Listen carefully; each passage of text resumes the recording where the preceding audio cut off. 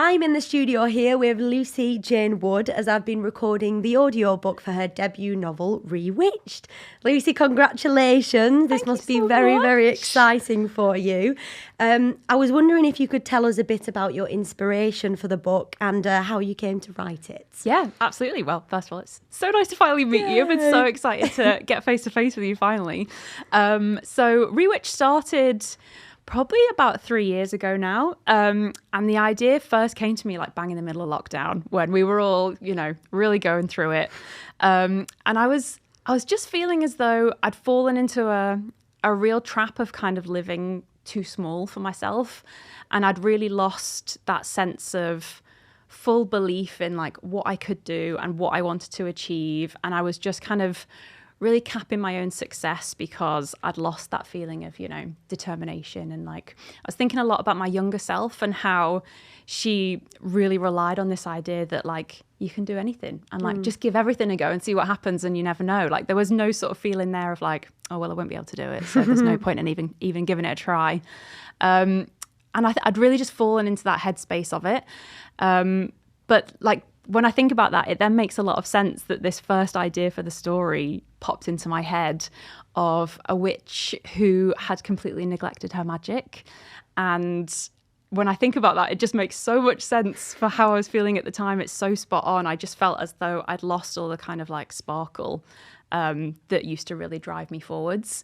So that was the first real kind of idea that popped into my mind, was this witch who'd been blessed with these amazing powers when she was younger and this feeling of potential that was so powerful. And because life just loves to get in the way of you actually making any magic, that had just happened to her over the past sort of 15 years or whatever. And that was really the driving force for writing a story around that. And the first kind of strong visual that I had that I got really excited about was her being in front of a jury of her magical peers who were kind of being very judgmental and saying for themselves whether they thought she was worthy of keeping hold of that magic or whether she just hadn't given it the time and attention that it deserved, so it should be snatched away from her. And that was the image that I was like, oh, I think maybe there's something here that I need to have a little look at and think about.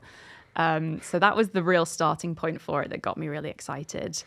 And it just kind of spiraled out of control from there, to be honest. In a whirlwind. Yeah, before I knew it, it turned into a fully fledged story. But yeah. I mean, it's been such a pleasure to narrate, and I especially love doing the bit with the jury of witches. Yeah. It was so exciting, and you paint such a clear picture. Like, I feel like I've seen the film version just all play out in my imagination. But it has like a real like 90s feel to it. How did you what inspiration did you like draw that from, and did you pick kind of that era of storytelling, and how is it kind of entwined in the themes of autumnalness and Halloween? And absolutely, yeah. I think stuff? I kind of almost did it like subconsciously, like it was such a no-brainer for me that if I was going to write a witchy story, which kind of turned into something of its own accord, that would 100% be the vibes that it was going to come with. Like for me, all that kind of 90s witchy pop culture that I grew up with is just ultimate perfection. Like it's ultimate millennial vibes, anything, all things witchy like that, like Charmed, Hocus Pocus, all of those things I just loved so much growing up. Sabrina the Teenage Witch was like a massive thing that was always in the back of my head while I was writing this story.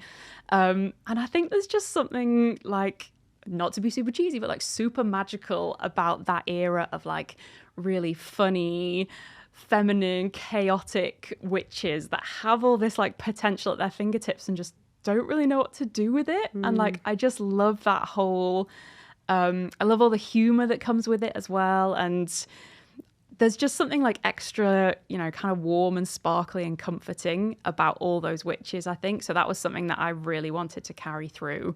And to be honest, in the early writes of the story, I made it super 90s heavy and we scaled it back a little bit just so that it could be like slightly more ambiguous. And it was a little bit more kind of like soft touches of 90s nostalgia through there rather than anything too heavy handed. And I really love the effect that's come to in the end. It just, I think obviously like the era you grow up with as well is going to be your era of comfort and real nostalgia. So yeah, that's what that kind of turned into. But like a couple of references to like pages and Belle carrying around a pocket A to Z to get around London and stuff. Like I think those little dots around the story kind of hit the nail on the head for the 90s vibes. It's just so much nicer, as you say, kind of, it feels like it could be a story really of like any time. And I just loved kind of the complete absence of no one's on their phones. There's no social media kind of in that time, like when everyone's just kind of, your interactions have to be in person and that is just the way that you have to do it. Well, as well with like when you're writing a story with, you know, a bit of peril or like problems to solve or whatever, as soon as you bring in like the internet and phones, solves everything. Problem solved, exactly. So actually maybe it was more of like a logical decision for the plot as well, without me even realizing. Is like you have to put a lot more thought into figuring things out when you haven't got Google to turn to. Exactly. You have to turn to your own magic instead of the internet magic, I guess. Yeah, I see. Okay. And are this like cozy and kind of fantasy magical books, do you like reading them yourselves, and is it what you would kind of expected your first book to be, or did it kind of take you by surprise? And also, how did you use the genre to explore real world concerns and pressures? I'm a big like magical reader. Anything kind of cozy and witchy and comforting, like I will always turn to. It tends to be like I'll kind of like pepper them through my reading. I think like it's not the only thing I'll read, but I need like a little steady stream of them throughout the year to keep me vaguely sane, I think. I think it was the idea of potential and magic being like really interlinked together that kind of made the decision for me. Like this idea of, you know, what could you really achieve if you fully believed in yourself, and what would you let yourself do if you fully believed in yourself? Like that feels like a really magical concept in and itself to me. So that was kind of a no-brainer, and turning that into like a really autumnal, Halloween-y story was just always going to happen for me. I like live for that time of year every year. I'm constantly counting down the days until I can get the pumpkins out around the house. It's like so through good. the summer, I'm struggling. As soon as the colder months start to kick in and I can have my pumpkin spice lattes and I can get my blankets out and I can do a Gilmore Girls rewatch, like I'm happy. That's absolutely... It was always going to be that for me. Yeah, I'm the same. It just feels like such a kind of characterful time of year, doesn't it? Absolutely. And in terms of like the world building in the story, how did you find kind of creating a whole community of witchy folk and wizards and warlocks and all these kind of things, as well as kind of our main character Belle and the story that's guiding, you know, her story? You've got to create this whole magical world. How did you find that process? It was really exciting, definitely. And I loved doing it. Like, it was so much fun. Like, that's part of, like, one of the main things about writing this book is that I just had such a good time writing it. One of the weirdest things, though, that I've experienced about writing my first book is this very strange feeling that, like, the decisions kind of seem to make themselves quite a lot of the time. And when you start to really get to know your characters, they seem to make decisions all by themselves, and the story really starts to form itself, like, without you really being too conscious of it, if that makes any sense. So interesting. Yeah, it's like the witchy world absolutely. is like it's like into a strange little universe thing happening. There's definitely like a little bit of magic kind of leading the way with the story writing as well. And there was, you know, they come out with certain like lines and decisions and things where you think, did I write that? Like, it's a really weird interesting feeling. No, I know exactly what you mean, kind of when an idea or a thought forms and you're like, that has just come from somewhere else. I don't know where, but maybe somewhere in the ether or something. Yeah, absolutely. And with the world building, I think it was something that I wanted to keep like reasonably straightforward. I wanted the magic system to be pretty straightforward, and like I didn't want that to be like the main part of the story. It was always going to be the characters for me that I like really wanted to like fully form and make sure that they all felt kind of really relatable and believable. And the magic system was more just like a sprinkling throughout the character stories more than anything, I think. But it's lovely. It feels kind of really like, it doesn't feel like, oh my gosh, there's so many like rules of this magic world that I've got to get my head. It's really simple and easy to understand for everyone, which lets us kind of focus on the brilliant characters. That's good to hear. Yeah. And in terms of like the lovely cozy aspects of the story and the very high kind of stake peril of the story, how do you find balancing those two opposite elements? That was something that I was quite aware of the whole time, because I kind of vaguely knew the plot and I knew which characters were going to do what at, you know, certain kind of hit points throughout the story. But I was very aware that, like, cozy fiction in general, the stakes remain very low. And you don't want to sort of burst the bubble if someone's picked up a book for nothing but comfort. So I was quite aware that, like, I don't want anything to feel, you know, really threatening or scary or anything that's going to really kill that whole mood of wrapping yourself up in a blanket and, you know, losing yourself to this lovely, comforting story. So I was always like kind of carrying that in the back of my head. But it did feel like quite a natural progression for it. I think nothing ever gets like crazy, but I wanted like a little bit of adventure there. Adventure was definitely something that I wanted to kind of weave through it because I wanted my characters to be a little bit older than you might necessarily find in stories like this a lot of the time. And I wanted those characters to have an adventure, like, you know, everyone has adventures, exactly. Like, and like most of the time you'll pick up a fantasy book and they're all teenagers, and like they all get to have a great time and experience all these wild, amazing times, and like the 30-year-olds or the parents and the grandparents or whatever are all just stuck at home like waiting for the 16-year-old to save the world, and it's like, oh, hang on a second.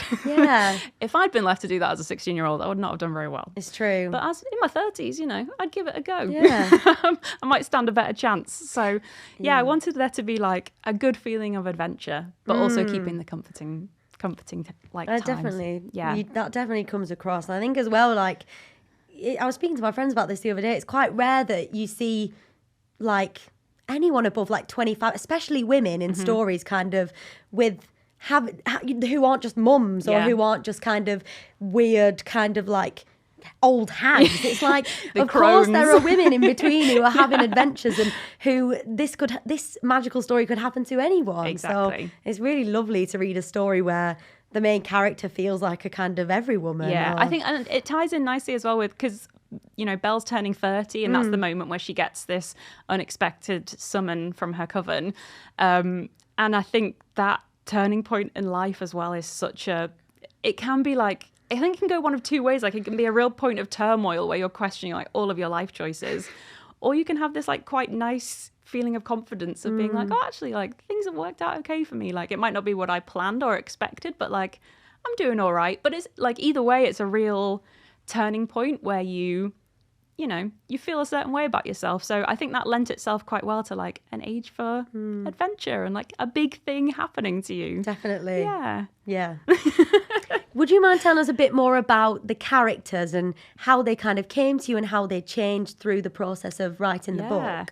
I would actually say that the characters were like fairly fully formed quite early on. The only one that was kind of like a late bloomer was actually Rune. Like, he was added in a lot later down the line because my editor was basically like, we need a little bit more romance in here. People are going to want to see a bit of romance here. So he was more of a late addition, and like, he's such a funny character for me to write. Like, I love and hate him at exactly the same time. But everybody else was kind of, I knew very early on that I wanted two like really witchy sisters to be like in charge of things, who were going to be like real opposite chalk and cheese kind of vibes. I knew Belle quite early on. I think, you know, the way that I was feeling when I started writing the story, she was quite an easy character to write because I put a lot of my own feelings into her. Bonnie as her mum, like, is pretty much my mum, to be honest. So she was very easily formed as well. Artorius was the one who kind of came from nowhere, really. He actually came into my mind. I was walking back from the doctor's one day, and there was this tiny old man in front of me, like hobbling along down the road, pulling a little trolley behind him, wearing a pale pink beanie hat. And I was like, you are a wizened old warlock. Like, I have to put you in a story one day. So that's literally like what he started as. I was like, you have to be a strange old mental.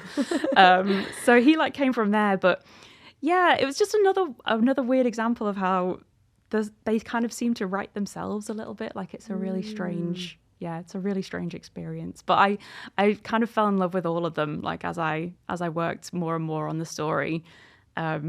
And yeah, I just had such a fun time, like, getting to know them all. It's a really weird thing.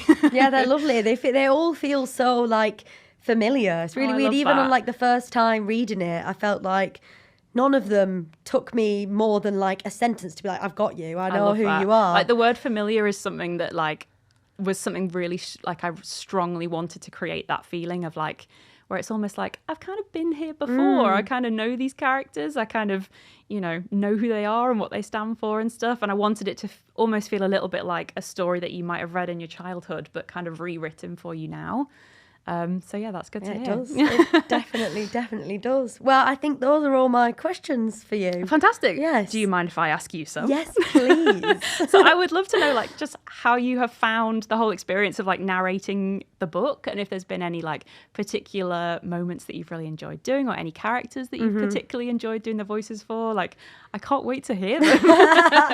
I mean, yeah, I've absolutely loved doing the book. Like, the same as you, have always felt myself being drawn towards anything with magic in it. Anything I end up lots of things I end up kind of being in or being associated with tends to be to do with magic, which I feel so lucky because I don't know, I feel like often lots of children's stories have magic kind of interlaced in it, and I remember like kind of getting out of that age where you were reading children's books and into more adult fiction, and you rarely kind of come across it. And something in me is always wanting a bit of that, that like comforting, just in feeling. Every story, even if it's not a witch or a wizard, just something that's kind of, that's not of this world. A little bit out of the ordinary. Yeah, or that's the universe, kind of. That's something a bit more like fate. And I'm always drawn to stories like that. So I was so excited to get asked to do it. And I mean,